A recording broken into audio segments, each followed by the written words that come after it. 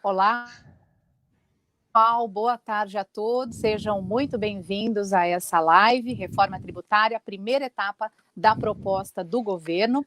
Na esteira da reforma tributária, o governo de Jair Bolsonaro estuda rever a alíquota de 12% proposta para contribuição sobre bens e serviços, o chamado CBS, caso proposta de substituição do PIS/COFINS cause elevação da carga tributária. Essa mudança é, por enquanto, o ponto central da reforma tributária que o governo encaminhou ao Congresso Nacional. Porém, trata-se da primeira parte do que será proposto pelo governo e é para entender justamente esta parte da proposta da equipe da economia que o Congresso em Foco, em parceria com a Febrafit e o Movimento Viva, propõe essa live. Hoje nós teremos como convidados o secretário especial da Receita Federal, José Barroso Tostes Neto, o deputado federal Mauro Benevides Filho, do PDT do Ceará, e o presidente da Febrafit, Rodrigo Espada. E a mediação será feita por mim, Dani Oliveira. Muito obrigada a todos. Vamos já para as primeiras perguntas e conversar com o secretário Tostes, o senhor que já foi secretário da Fazenda do Pará, entende bem essa questão em que os estados precisam de uma atenção especial quando o assunto é reforma tributária, mas muitos especialistas apontam que o texto do governo não é amplo o suficiente, não seria amplo o suficiente, não fornece ali soluções aos estados que tiveram a base do consumo invadida pela União após o Pacto da Constituição Federal de 88. A proposta poderia ter sido mais ampla, secretário, para abranger aí o pedido dos estados? Boa tarde, estão me ouvindo? Sim, boa tarde, secretário. O senhor conseguiu ouvir a pergunta? Boa tarde. Não consegui, mas eu estou lendo aqui o texto, porque a sua voz está saindo entrecortada. Mas antes, queria primeiramente dar boa tarde, cumprimentar o Rodrigo Espada, presidente da Febrafit, amigo de longas datas e cujo trabalho na Fresp, antes de assumir a Febrafit, foi bastante profícuo. Cumprimentar também o prezado amigo deputado Mauro Benevides, também amigo de longos anos, desde o tempo da Cefaz Ceará, e dizer da minha satisfação em poder estar aqui e discutir com vocês o tema da reforma tributária, e especialmente a proposta do primeiro ponto relativa à mudança do PIS e da COFINS e a criação da CBS. Eu não pude ouvir o texto, a fala da Daniela sobre a pergunta, então, se puder repetir, ou então... Claro, secretário. Vamos okay. Repetir aqui. O senhor está conseguindo ouvir agora bem, né? Agora eu estou ouvindo muito bem. Muito bem. Então, perfeito. A gente estava falando que os especialistas apontam que o texto do governo não é amplo, não seria amplo o suficiente para fornecer para os estados uma solução efetiva. E aí a pergunta foi: a proposta não poderia ter sido um pouco mais abrangente para contemplar e para abranger aí o pedido dos estados? Bom, primeiro, a proposta enviada pelo governo há 2 semanas propõe a extinção do PIS e da COFINS e a criação de uma contribuição sobre as receitas de bens e serviços dentro de um molde, de um modelo de um IVA moderno, com todos os requisitos de amplo aproveitamento de crédito, de evitar acumulatividade ao longo da cadeia, possibilidade de aproveitamento integral dos créditos, a eliminação da inclusão dos outros tributos, ICMS, ISS, na base de cálculo, e também a limitação da incidência apenas sobre a receita bruta da atividade empresarial, e não mais sobre a receita total. Então, são preceitos dentro de um IVA moderno. Não obstante a proposta contemplar somente a criação da CBS, extinguindo o PIS e a COFINS, ou seja, propondo uma revisão da incidência sobre bens e consumos no tocante aos tributos federais, desde o início, mesmo antes do envio da proposta, nós afirmamos e estamos exatamente com essa disposição, a nossa total disposição para construir, através do diálogo com estados e municípios, uma proposta de um IVA que possa contemplar a fusão de todos os tributos que incidem sobre o consumo. Foi uma opção feita de mandar uma proposta só dos tributos federais, porém, dentro da visão que nós temos, porém, a disposição de avançar junto com os estados e municípios nessa direção de tentar criar uma única incidência sobre bens e serviços. Secretário, ótimas explicações aí para o começo do debate. E aí a segunda pergunta que a Dani está aqui, o Eric está colocando para a gente fazer, é ainda ao senhor também, né? Isso. O governo pretende ampliar o CBS. Existe alguma articulação para essas propostas serem apensadas na PEC 110 ou na PEC 45? Desculpa, Rodrigo, podia repetir a pergunta? Sim. Como foi dito, né, o governo pretende ampliar aí, transformando o PIS e COFINS, não ampliar, transformando o PIS e COFINS num outro tributo, unificando, que não é pouca coisa, criando o CBS. Existe alguma articulação para essas propostas serem juntadas, apensadas, a PEC 110 ou a PEC 45, para poder possibilitar uma reforma mais ampla? Bom, esse diálogo, como eu disse, está em curso, né? Na verdade, não seria uma pensação, mas uma convergência em torno das propostas que estão nas PECs em tramitação com as suas emendas. As PECs caminham na direção da criação de um IVA único. O nosso projeto, ele tem características de uma lei ordinária que seria, a nosso ver, um detalhamento de um possível IVA, né? Então, o nosso projeto de lei poderia até ser entendido como uma legislação complementar às PECs, porque após se as PECs chegarem, uma das PECs for aprovada, será necessária uma legislação complementar com o detalhamento da estrutura desse tributo. E é esse o contexto do nosso projeto, ou seja, é um detalhamento da estrutura de um IVA que pode ser entendido como esse detalhamento necessário às PECs. Nosso diálogo não só com os estados e municípios, como também com os deputados da comissão mista da reforma tributária, para que o debate seja aprofundado a partir de agora, já que as propostas estão colocadas, e se possa equacionar todas as questões que necessitam de aprofundamento, para que nós possamos, ao final, ter uma fusão integral dos tributos sobre bens e consumos, resultando num IVA nacional. Obrigada, secretário. Deputado Mauro, o senhor consegue me ouvir? Sim, estou lhe ouvindo bem, estou lhe ouvindo bem. Que bom, que bom. O senhor está aqui também representando o Congresso, então eu gostaria de pedir para o senhor se o senhor poderia dar a sua opinião sobre essa proposta de exclusão do PIS, COFINS e a substituição pelo CBS.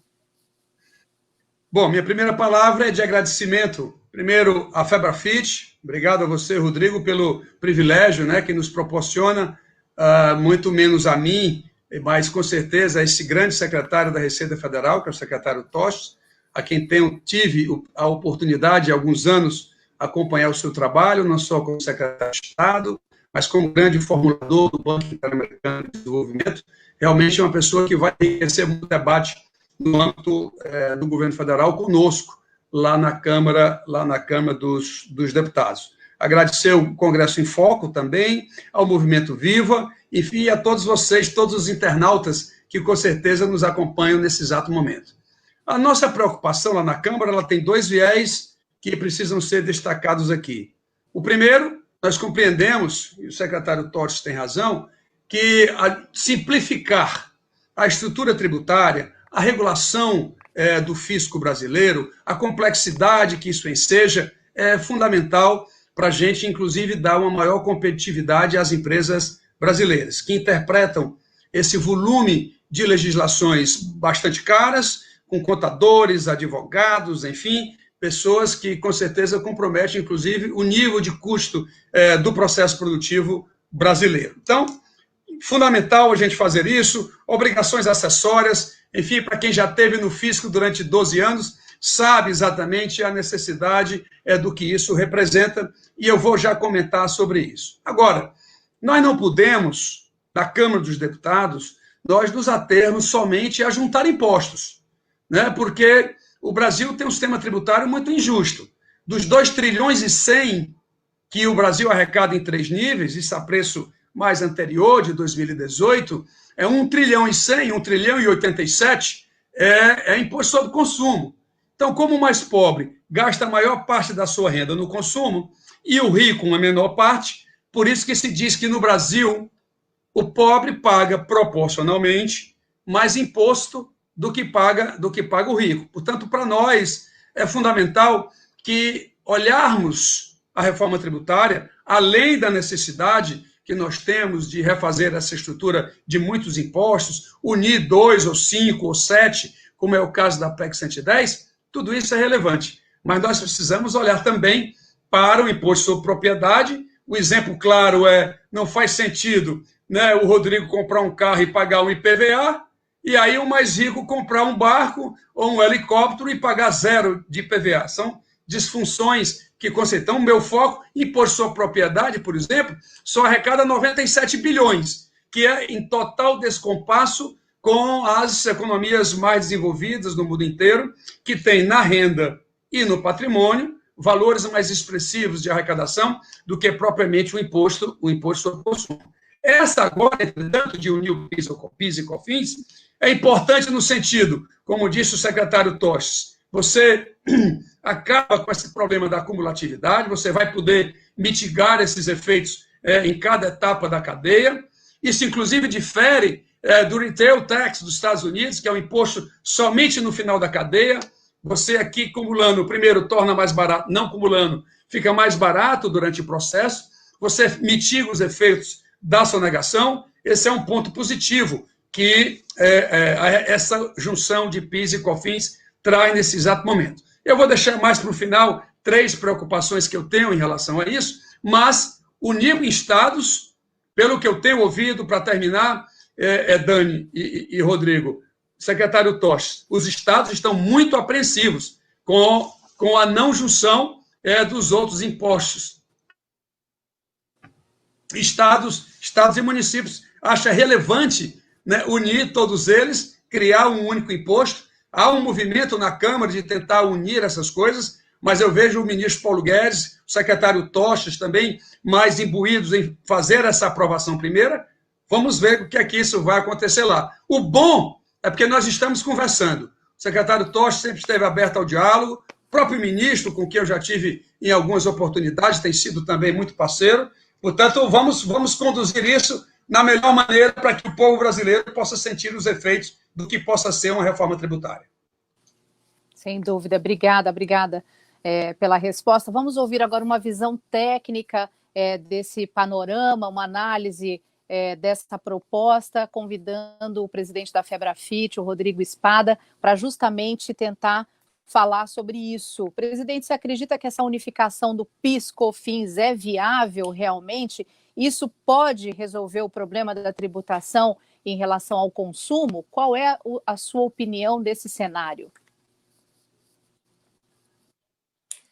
Muito obrigado, Dani. Uma boa tarde a todos. Quero aqui fazer um agradecimento especial ao secretário Tostes, como ele disse, é uma amizade já de longa data, um parceiro, sempre um entusiasta pela melhoria do sistema tributário, foi secretário da Fazenda do Pará, foi presidente do Concefaz, então tem uma visão ampla, larga, é auditor fiscal de carreira, tem a tecnicidade necessária para esse debate. Então, Tostes, quero dizer que estamos assim muito felizes por você estar aí, porque você é a pessoa certa, na hora certa e no lugar certo para conduzir esse debate. Não é um debate fácil, é um debate talvez o mais difícil que o nosso país tem que enfrentar. E por isso mesmo a gente tem que enfrentá-lo, por ser difícil, mas também é o mais importante. Não é fácil uma proposta que una 27 estados, 5 mil municípios e também a União numa convergência. A proposta, como o Tostes falou, da parte técnica, eu concordo, ela é excelente, é o que diz o manual, é o que tem de melhor na técnica, né? Um IVA com crédito financeiro, desonera a exportação. Então, com várias vantagens e simplificação, né? Tirando 2 tributos, PIS e COFINS, sobre o consumo, para um único tributo, que é o CBS. O que a gente acha só é que essa proposta ela é tímida para o que o país precisa. Nós gostaríamos de uma reforma mais ampla e mais generosa, inclusive sobre a base do consumo. Tostes falou que os estados anseiam por uma reforma ampla. Acho que é um momento ímpar no Brasil, onde os 27 secretários da Fazenda assinaram alguns acordos e termos, tornando pública o desejo por uma reforma tributária sobre a base do consumo. O que o governo federal traz, a proposta, não é desprezível, pelo contrário, é um passo importante a se dar e abre ao debate. Porém, o que nós precisamos, acredito, e o que a sociedade anseia também, é uma simplificação maior da base do consumo, trazendo também os municípios para o debate e os estados. E também entendendo, né, as diferenças entre os entes. Eu falo assim, conheço mais a realidade dos estados, os estados passam por uma situação fiscal muito difícil, 7 estados em situação de calamidade financeira. Aí o secretário Tosti sabe disso, como disse, tem uma ampla experiência, e o Mauro Benevides também, que já foi secretário da Fazenda do Ceará. Eu também quero agradecer, viu, secretário e deputado. Não esqueci do agradecimento da sua participação, e ela é muito enriquecedora aqui no debate. Temos o Juraci aí, um amigo em comum da Febrafit, e amigo de amigo só pode ser amigo também. Então, nós temos aqui uma questão importante, que é trazer os estados que estão em situação calamitosa, e os estados eles são responsáveis por questões significativas para a sociedade, como a segurança pública, a educação, que está em momento difícil. A sociedade clama por mais educação, por mais saúde, que o Estado também tem uma parcela importante na saúde, e a gente precisa de um debate sobre a distribuição, a redistribuição do bolo tributário. A Constituição Federal de 88, no Pacto Federativo, estabeleceu para os estados uma maior participação na tributação sobre o consumo, e houve uma invasão dessa base pela União, lógico, em gestões anteriores ao Tostes, ao atual ministro, mas houve essa invasão na criação do PIS e COFINS, e desonerando o IPI e outros tributos que tinham repasse para os estados e municípios.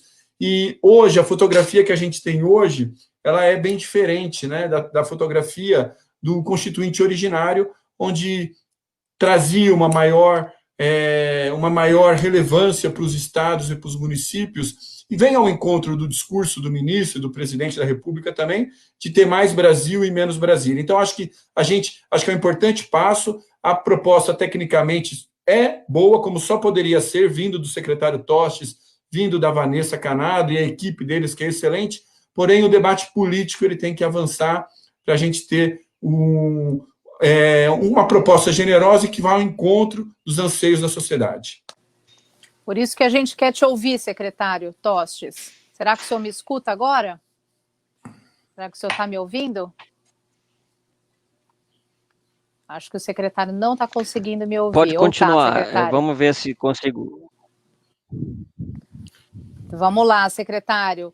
Os estados vêm perdendo uma fatia de arrecadação e isso pode estar causando, então, a crise fiscal. Por isso, alguns estados gostariam da recomposição do Pacto de 88, quando a União não tinha participação na contribuição sobre o consumo. E aí vem a nossa pergunta: o governo vai atender essas demandas, secretário? Ou seja, vai devolver uma maior participação aos estados? Os estados podem contar com isso? Eu acho que devemos fazer uma reflexão sobre essa perda de fatia de arrecadação que os estados estão tendo. E a reflexão que eu me refiro é que, inclusive tendo vivenciado essa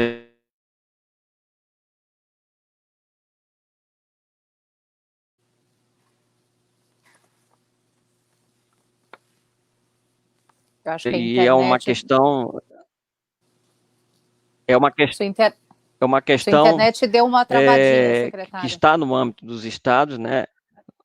O acirramento da guerra fiscal vem provocando uma erosão na base do ICMS ao longo dos anos, né? E essa concessão de benefícios fiscais tem tido reflexos bastante relevantes na redução do potencial da arrecadação do ICMS. O segundo ponto é, por questões naturais das grandes transformações das relações econômicas, o crescimento da base serviços, né, dentro das relações da economia moderna. Então, esses são os principais fatores que têm impactado a redução do potencial de arrecadação do ICMS.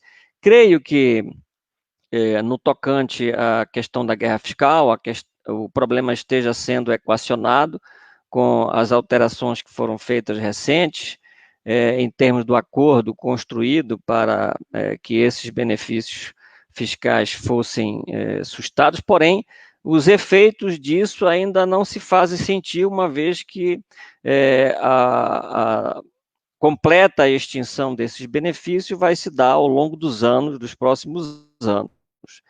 No tocante à base de serviços, isso só ressalta a importância de nós caminharmos para uma fusão que se traduza numa única incidência sobre o consumo de bens e serviços, de forma a termos uma base ampla de bens e serviços que possa ser compartilhada.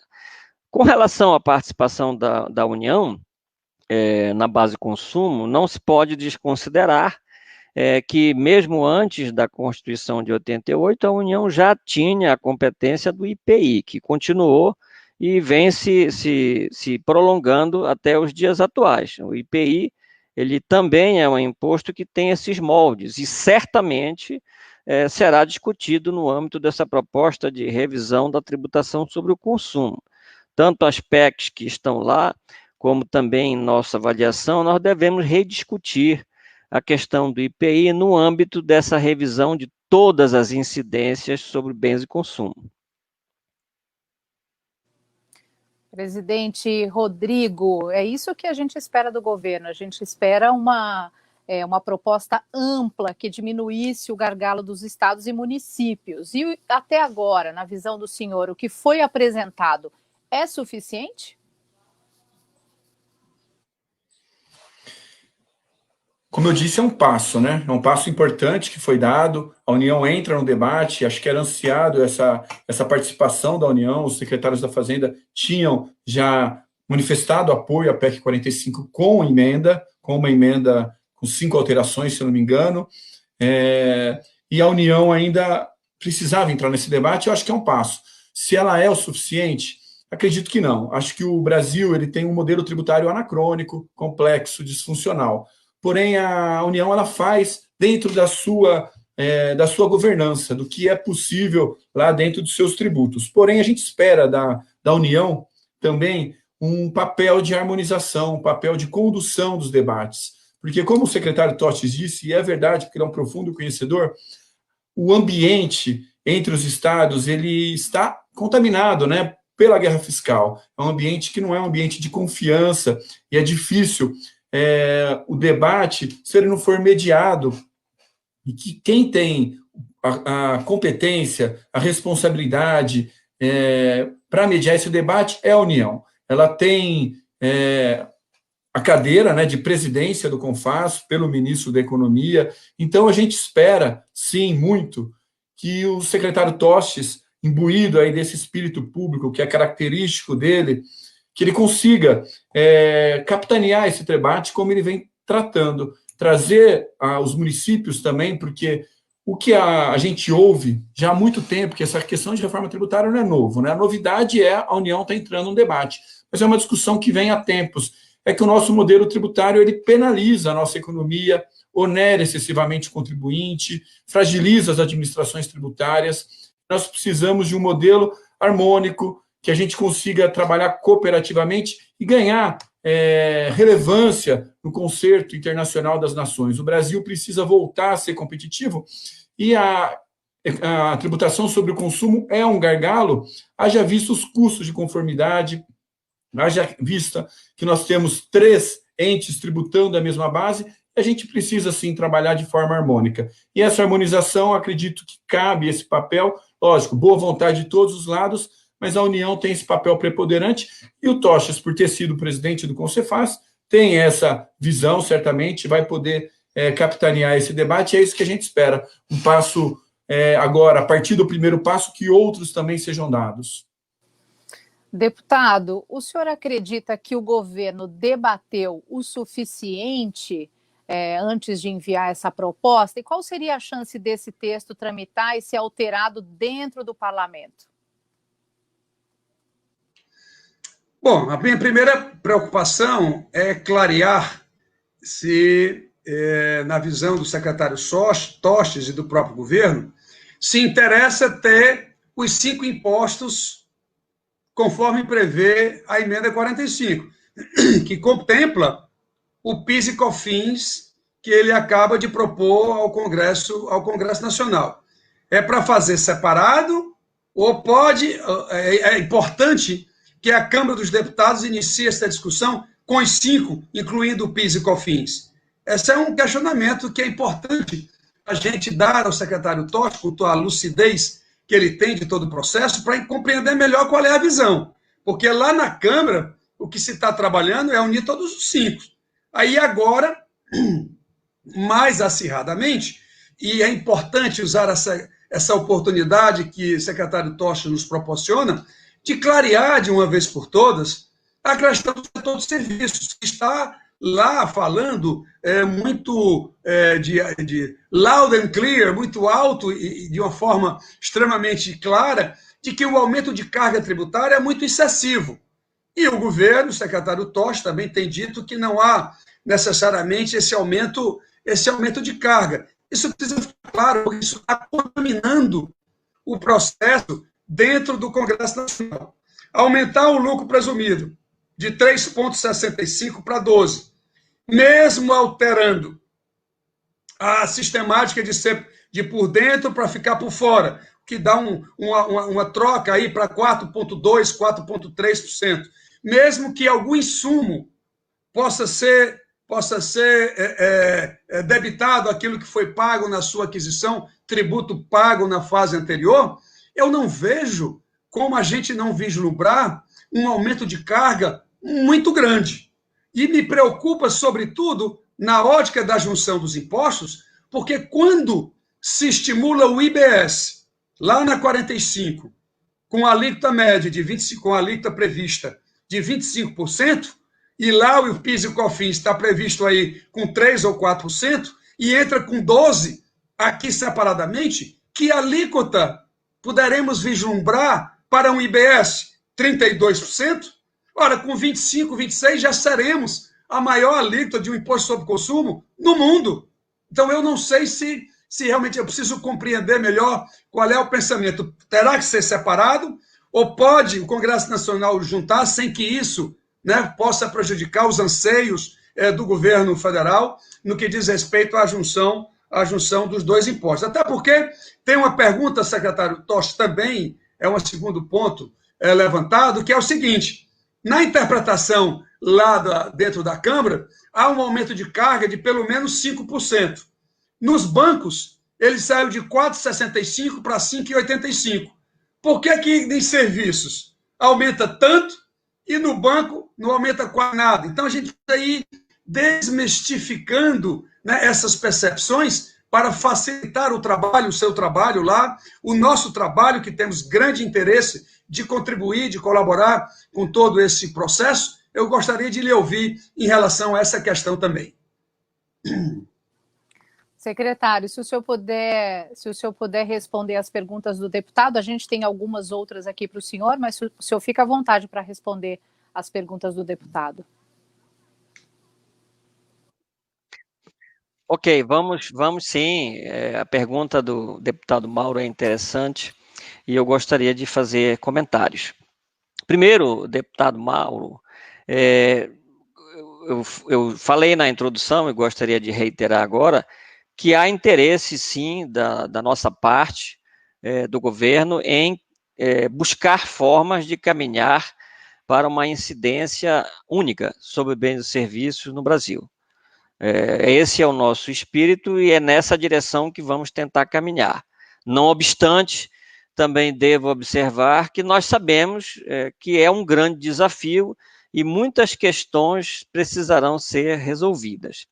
E questões tanto do ponto de vista tributários, né, nós sabemos que uma tributação única sobre bens e serviços, aliás, como qualquer outra proposta de mudança na estrutura dos tributos, tem efeitos distintos na economia como um todo e provoca realocação de carga tributária entre empresas, entre setores, no conjunto geral dos contribuintes. Então, o primeiro ponto a ser colocado como um grande desafio são as questões tributárias, que precisarão ser discutidas na estrutura desse futuro imposto.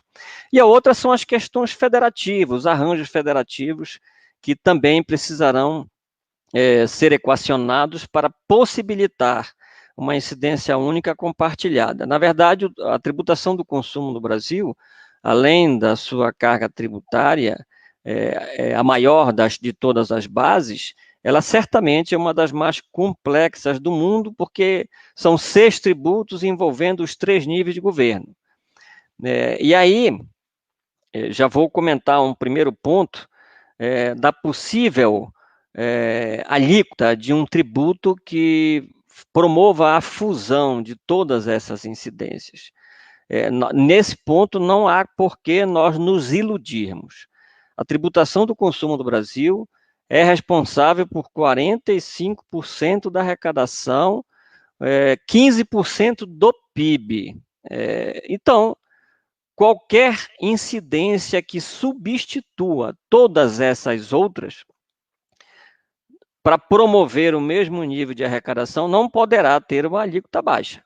Certamente, a alíquota poderá ser até inviável, mas essa alíquota única que substitua todas as outras incidências sobre bens e serviços hoje existentes, na verdade, vai tornar transparente a carga tributária hoje que é cobrada de bens e serviços.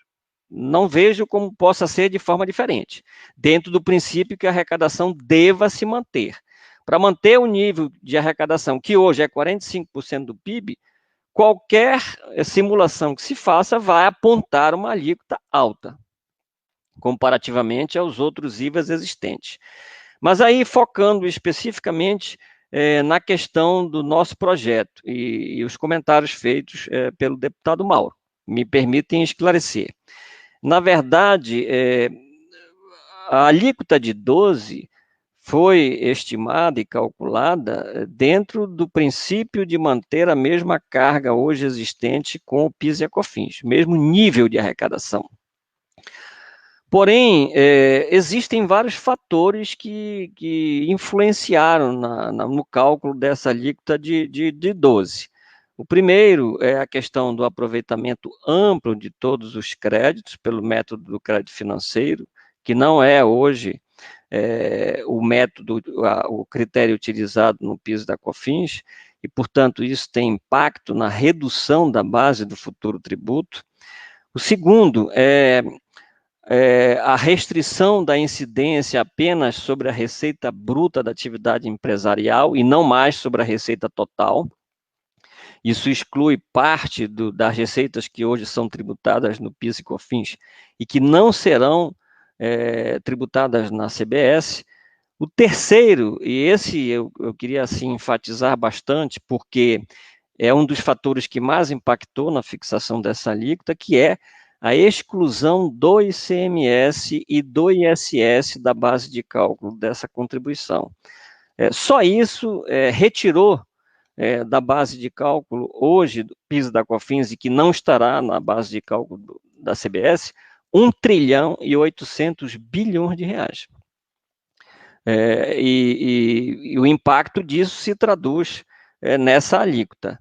E, por último, a própria manutenção de alguns benefícios fiscais que também reduzem a base e, portanto, requer uma alíquota desse nível de 12%. Além, é claro, como foi dito pelo deputado Mauro, a alteração do critério de incidência por fora para uma incidência por dentro para uma incidência por fora. Todos esses fatores é que levaram ao cálculo desta alíquota de 12%, né, que é necessária para manter o mesmo nível de arrecadação.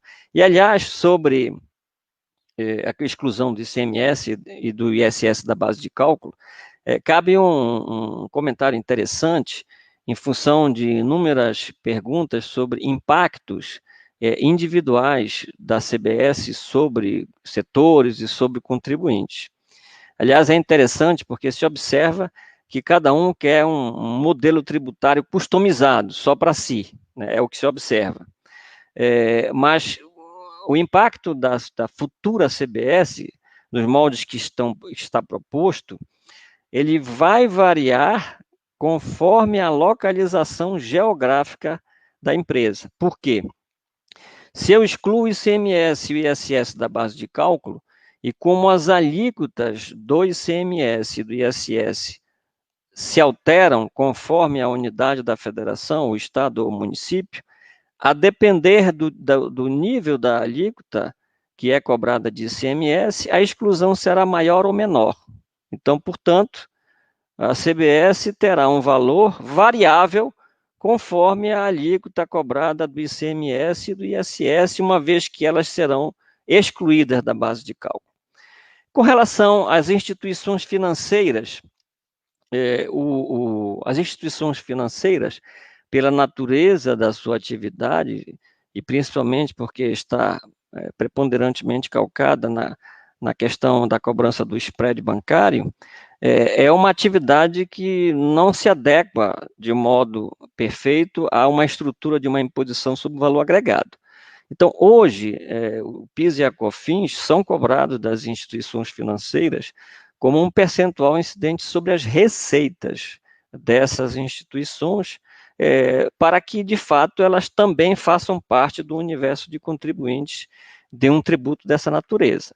E essa mesma estrutura está sendo mantida na CBS, uma incidência sobre as suas receitas, sem aproveitamento de qualquer crédito, e também sem gerar nenhum crédito para aqueles que são consumidores dos serviços bancários, e, portanto, a alíquota de 4,65 foi ajustada para 5,8, justamente para a adequação de produzir a mesma arrecadação em função da alteração no cálculo do cálculo do tributo, com a exclusão, no caso aí, do ISS e da própria contribuição da base de cálculo. Por isso que houve esse ajuste das alíquotas e por isso que também está mantida a forma de cobrar o tributo sobre as instituições financeiras. Obrigada, secretário, pelas explicações. E aproveitar para agradecer também a todos que estão acompanhando a gente nessa live. Eu vi aí que chegou mensagem do presidente de honra da Febrafit, o Kupski. Obrigada, Kupski, por estar aqui com a gente. E a participação das pessoas. Não vai dar tempo, tem muitas perguntas aqui. Eu vou fazer uma pergunta para o deputado Mauro, que é do Marcelo Souza, deputado. O Marcelo, que está acompanhando a gente, pergunta assim: deputado, você pode exemplificar mudanças no fisco no estado do Ceará que surtiram efeito? Sim, temos várias alterações. Tem 3 delas que eu posso pontuar dentre várias, para não alongar muito. A primeira delas foi o modelo de fiscalização. Inclusive, o Juraci, que é um companheiro forte lá do Ceará. Hoje, a Secretaria da Fazenda tem também uma extraordinária secretária, que é a secretária Fernanda, que me substituiu e que vem fazendo um grande trabalho lá. Mas eu acho que tem 3 ações na área de tecnologia que aprimoraram o processo de arrecadação no Ceará. O primeiro deles é um modelo em que nós temos várias bases de arrecadação, entrada, saída, cartão de crédito, estoque, exportação, enfim. Então, nós produzimos 61 indicadores de conformidade por empresa e por segmento, onde a empresa, o contribuinte, ela entra na Secretaria da Fazenda em ambiente seguro e lá ela observa se, das informações que ela prestou ao fisco, se esses indicadores batem com aquilo que está dentro da nossa previsão. Isso significa o quê? Que, vamos dizer, desses 61 indicadores, 3 estejam lá red blinking, ou seja, os indicadores apresentados pela empresa não vão ao encontro do que o fisco está imaginando. Isso dispara um e-mail, um monitoramento, para o contador e para o presidente, e já acabou com essa história de empresário dizer que o meu contador não me disse isso ou não me disse aquilo, isso não existe. Mas no estado do Ceará, você dispara esses dois e-mails e lá ele pode observar, se quiser voluntariamente fazer a correção dessa não conformidade, ele já faz isso de maneira pontuando no que exatamente está acontecendo. A Receita hoje caminha para esse tipo de questão, ela diz, por exemplo, para um amigo ali, tem um problema na Previdência, mas você não sabe ainda qual é o ponto que realmente não está na conformidade, que era um exemplo que eu estava debatendo hoje de manhã aqui no estado do Ceará. Então, hoje, talvez nós sejamos o único lugar do mundo, no ICMS, onde o contribuinte sabe exatamente como o fisco lhe vê. Obviamente, se ele não concordar com a conformidade com o que o fisco está estabelecendo, aí segue, portanto, o processo de fiscalização normal que todo fisco deve empreender. O segundo é o módulo eletrônico, que a máquina, o ECF, que é aquela máquina que produz o cupom fiscal, que eu acho que é muito caro, quero fazer aqui o meu protesto, forçou o Ceará a desenvolver com a indústria lá em São Paulo, uma prestadora de serviço em São Paulo, um módulo de tal maneira que ele é acoplado ao computador da loja, que quando ela vende essa informação antes de emitir o cupom fiscal, ele vai e volta ao fisco em até 6 segundos. Então, a gente incorpora a informação da venda, devolve para que o cupom fiscal possa ser emitido, e uma empresa ela recebe o módulo para uma localização. Se é uma empresa que tenha 4 ou 5 lojas, ele não funcionará, ele só funciona no local, ele tem um GPS dentro do módulo. Isso significa, talvez, que o Ceará seja o único lugar do mundo onde você termina o dia com arrecadação, que hoje tem um lag de 50 dias, né? Dos 30 dias que você vende, o comércio, por exemplo, no meu estado, você paga no 20º dia do mês subsequente. Portanto, isso aprimora o planejamento de arrecadação e, obviamente, batendo com as despesas, isso dá realmente um ganho muito forte em relação ao manejo, à gestão, ao trabalho que o auditor realmente faz, eleva, né, o seu conhecimento e a sua contribuição, até para poder fazer ações que possam acontecer lá na frente. E o último, o que o secretário Toste me ajudou muito, o Banco Interamericano me financiou, como o estado do Ceará ainda é um estado consumidor, portanto, borders, fronteiras, ainda são importantes, outros estados não são, mas para o Ceará é muito importante essa tarefa. Então, se um caminhão no passado, ele levava 16 horas, 20 horas para ter uma fiscalização de um auditor, hoje, com o scanner de carga, ele leva lá o quê? 30 minutos, 45 minutos, a gente já recebe a nota fiscal eletrônica antes, e aí checa com a imagem, e você sabe se a imagem está correta, desculpe, se está correta ou não. São 3 avanços muito grandes no fisco, e além dos estímulos, né, os auditores, mestrado, doutorado, aprimoramento, enfim, que isso também contribui para estimular as pessoas a contribuírem para um desempenho ainda mais sofisticado. Então, são 3 ações aí que eu estou compartilhando, uma delas, como eu disse, auxiliado, e sou muito grato ao Banco Interamericano e ao secretário Toches, que me ajudaram muito, e a minha equipe, para poder implantar, inclusive, com um componente de segurança pública. Eu consigo diferenciar um sal de uma cocaína. Um chega cinza, outro chega laranja. Então, teve uma atuação também da Polícia Civil muito grande nesse processo. Parabéns, deputado. O Ceará sempre saindo na frente, né? Sempre exportando talento e excelência. Impressionante. Secretário, a gente ia fazer aquela pergunta anteriormente, e aí eu vou querer ouvir o senhor. Quando é que o governo pretende enviar a segunda parte da proposta? O senhor tem ideia? E se o senhor estiver me ouvindo, e essa segunda parte vai abranger as expectativas dos estados e municípios? O senhor está conseguindo me ouvir bem?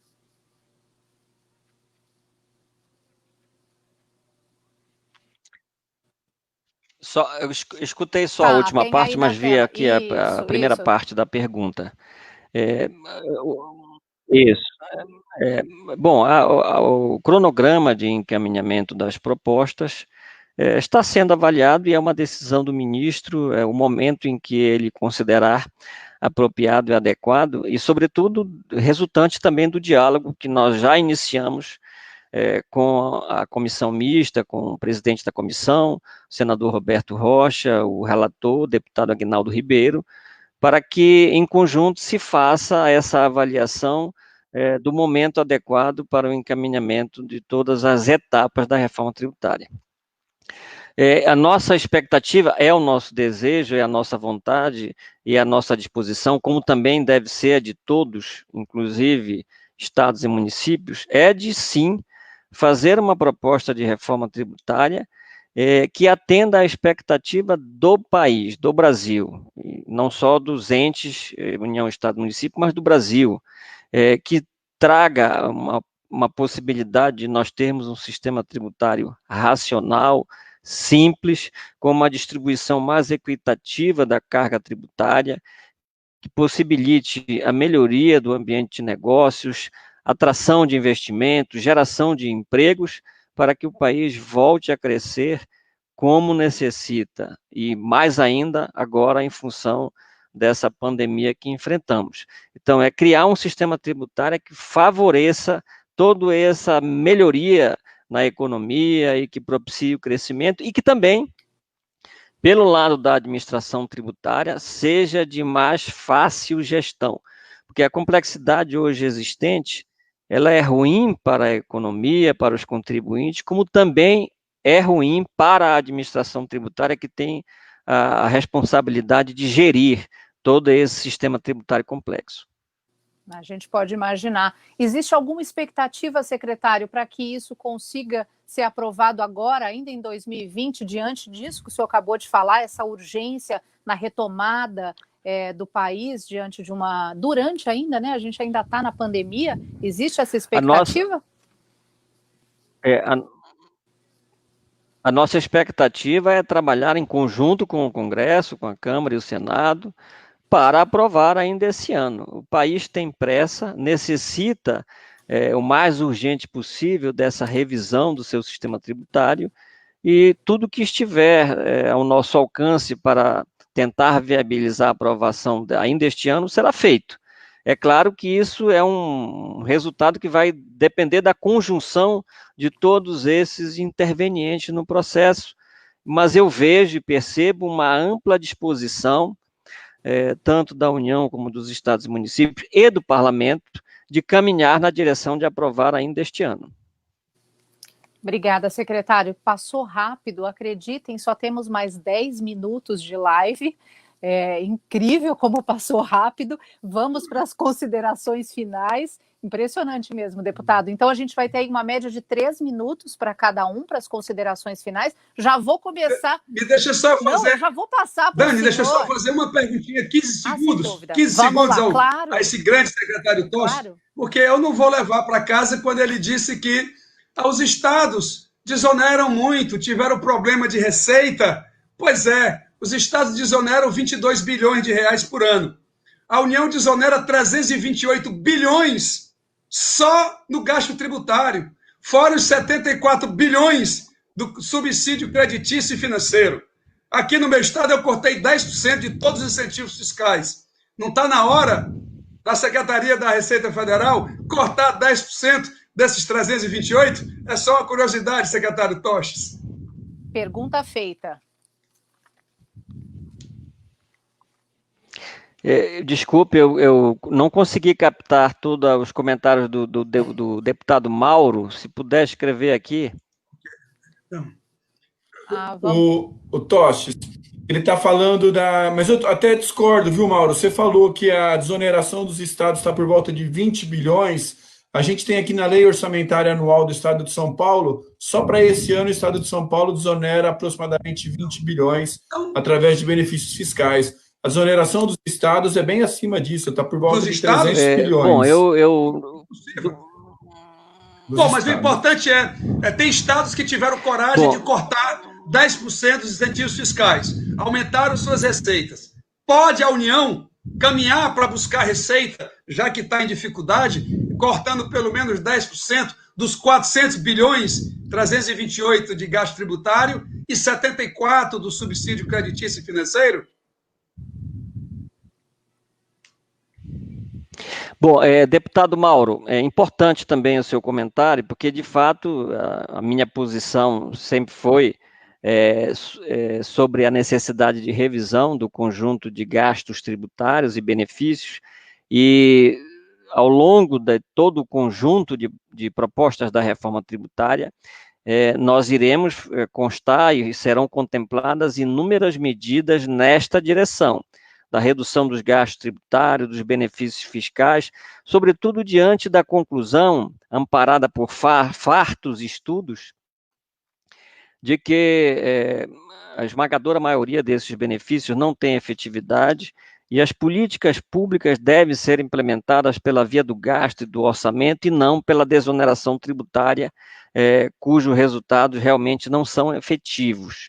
Agora, lembrar que parte significativa dos benefícios fiscais da União estão voltados para o desenvolvimento regional e para beneficiar estados e regiões, né? Então, nesse aspecto, deve ser considerado essa parte que se refere a estímulos que foram criados e estão concedidos para a promoção de desenvolvimento regional, desenvolvimento de estados, de regiões, e não obstante se referirem a tributos federais, estão voltados com foco na promoção do desenvolvimento regional. Secretário, deputado, eu sei que o senhor está indignado com o tempo, a gente fica também, mas infelizmente a gente está acabando. Eu vou começar as considerações finais pelo senhor, a gente vai ter aí 2 minutinhos para cada um, só para as considerações finais. Começo com o senhor, deputado.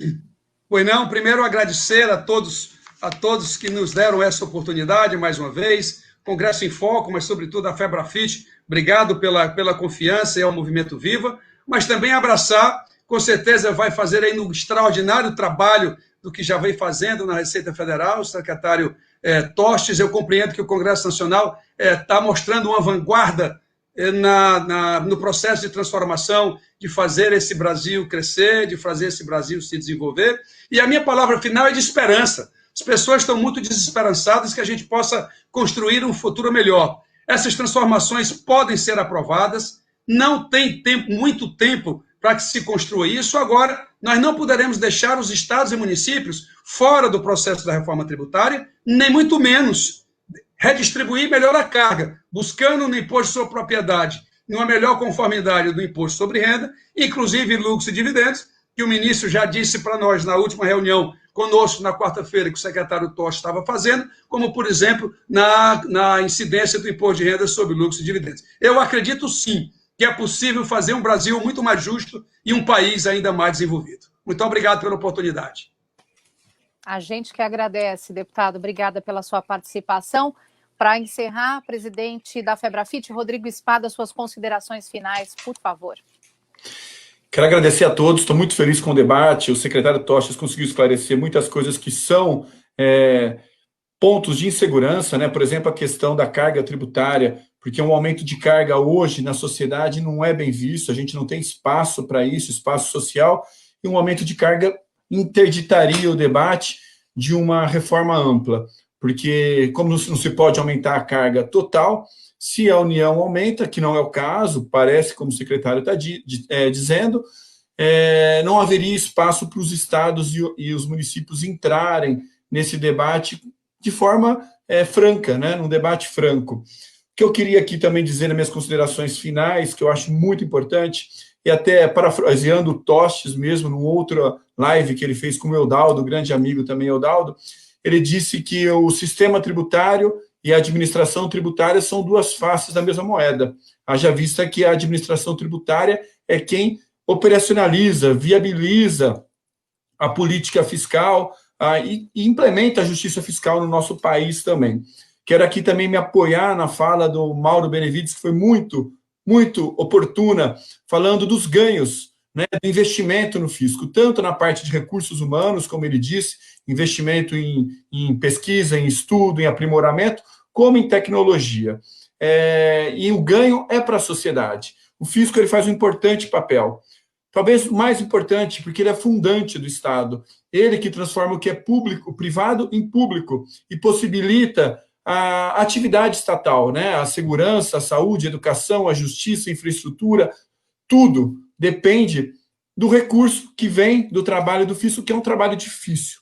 É um trabalho que eu posso dizer, não é fácil hoje ser auditor fiscal, porque é um país que a sonegação graça, da ordem de 500 bilhões de reais no nosso país. Então, para ter justiça fiscal, para ter um Estado mais justo, onde todos pagam, porque onde todos pagam menos, aonde o fisco possa cumprir o seu papel, que é cobrar a cada um o que é de direito, nós precisamos avançar também nessa pauta. Então, eu aproveito este momento aqui para pedir para o secretário Toches que a gente possa tratar, né, uma conversa e avançar na pauta de institucionalização do fisco, que o fisco tenha independência funcional, autonomia, para poder fazer o seu trabalho, que é cobrar todo mundo o que a lei diz. Ninguém está acima da lei e a gente precisa dessa autonomia funcional, administrativa, orçamentária, para poder fazer o nosso país mais justo, mais solidário, que eu sei que é